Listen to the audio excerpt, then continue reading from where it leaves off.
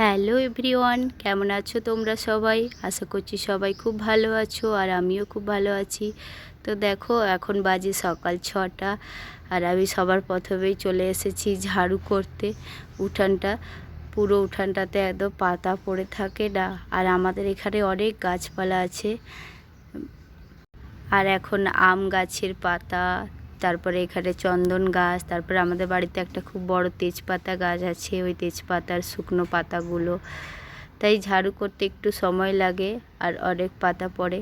আর আজকে উঠেছি ঘুম থেকে একটু দেরি করে, কারণ আজকে মেয়ের স্কুল ছুটি, তাই একটু উঠেছি দেরি করে। এমনি অন্য দিন তো 4:30 পৌনে 5টায় উঠে যাই, তো আজকে 6টা বেজে গেছিলো, 5:30 পৌনে 6টায় উঠেছি।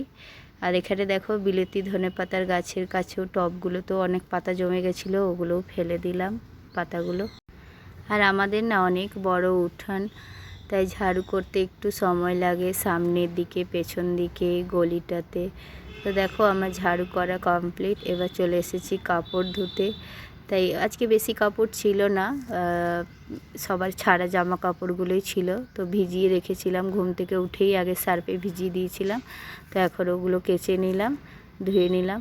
আর আজকের ওয়েদারটা না এত বাজে করেছে, মেঘলা মেঘলা, তাই আগে ভাবলাম কাপড়গুলোই কেচে নিই, কেচে তারপরে যাব চা খাবো।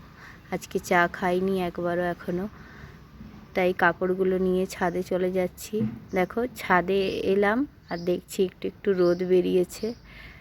এখনই বললাম তোমাদেরকে আজকে রোদ নেই, কিন্তু এখন দেখছি খুব ভালো রোদ বেরিয়েছে। তো কাপড়গুলো মেলে দিই, মেলে দিয়ে তারপরে যাব চা খেতে।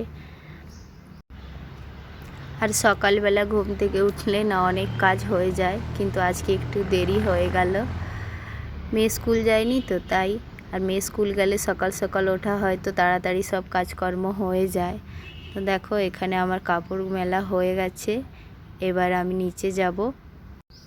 আর তোমরা কি কোথা থেকে আমার ভিডিওটা দেখছো কমেন্ট করে জানিও। আমার ভিডিও দেখতে তোমাদের কেমন লাগে সেটাও জানিও, কোনো কিছু ভুল হলে সেটাও জানিও, আমি ঠিক করার চেষ্টা করব।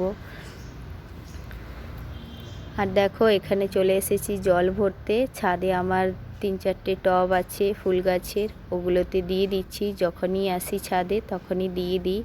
এবার ঠান্ডাতে খুব ফুল ফুটেছিল এগুলোতে, এখন আর ফুটছে না, কিন্তু গাছগুলো খুব সুন্দর হয়ে আছে, তাই একটু দিয়ে দিই মাঝে মাঝে। আর এই টবটাতে দেখো বাজার থেকে করলা এনেছিলাম, করলাগুলো পেকে গেছিলো, ওর বীজগুলো এই টবটাতে লাগিয়ে দিয়েছিলাম, যদি গাছ বেরিয়ে যায়। আর বেরিয়েও যায় জানো তো।